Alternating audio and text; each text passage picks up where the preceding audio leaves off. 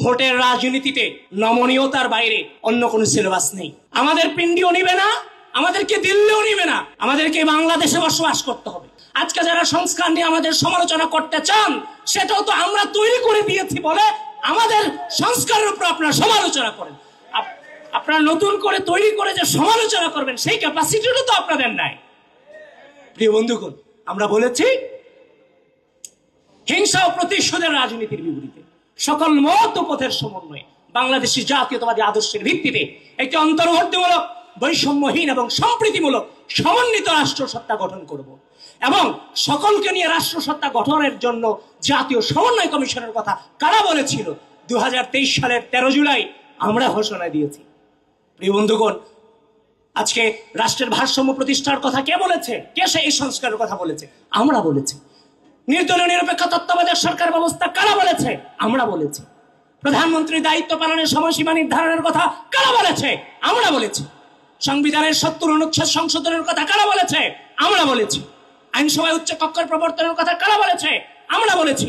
নির্বাচন কমিশন গঠন, নির্বাচন ব্যবস্থার সংস্কার এবং সংশ্লিষ্ট আইন ও বিধি সংশোধনের কথা কারা বলেছে? আমরা বলেছি। প্রিয় বন্ধুগণ, এভাবে মিডিয়া কমিশন গঠন, প্রশাসনিক সংস্কার কমিশন গঠন, অর্থনৈতিক সংস্কার কমিশন গঠন, ধর্মীয় স্বাধীনতার সর্বোচ্চ নিশ্চয়তা প্রদান, নারীর মর্যাদা সুরক্ষা ও যথাযথ পদক্ষেপ নেওয়ার কথা কারা বলেছে? আমরাই তো বলেছি। সবার আগে বাংলাদেশ নীতি কারা বলেছে? আমরাই বলেছি। প্রিয় বন্ধুগণ, আমাদের কাছে আছে রাষ্ট্রের স্থিতিশীলতা নিয়ে আসবার জন্য আমাদের পদক্ষেপ আছে এবং রাষ্ট্রের উন্নয়ন সাধন করবার জন্য আমাদের পদক্ষেপ আছে।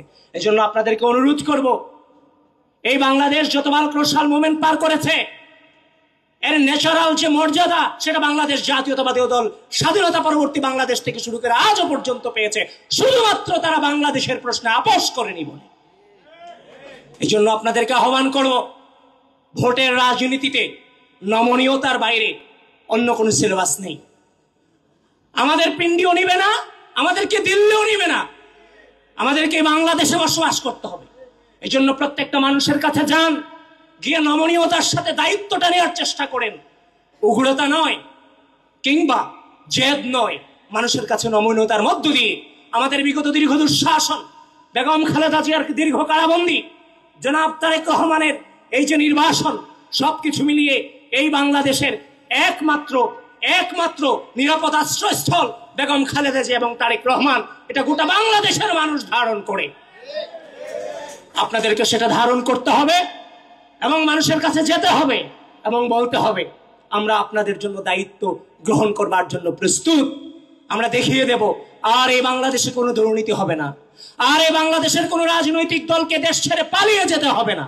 আমরা সেই সুশাসন এবং ডেভেলপমেন্ট দুটোই আমরা বাস্তবায়ন করব ইনশাআল্লাহ। দিল্লি নয়, পিন্ডি নয়, নয় অন্য কোনো দেশ, সবার আগে বাংলাদেশকে ধারণ করেন, ধানের শীষকে ধারণ করেন ইনশাআল্লাহ।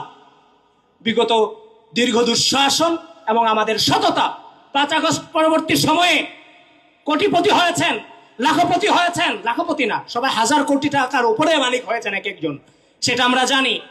এজন্য নেতৃবৃন্দ এখানে আছেন, সিনিয়র নেতৃবৃন্দ এখানে আছেন, স্থায়ী কমিটির সদস্য শ্রদ্ধ বাবু গয়েশ্বরচন্দ্র রায় এখানে আছেন।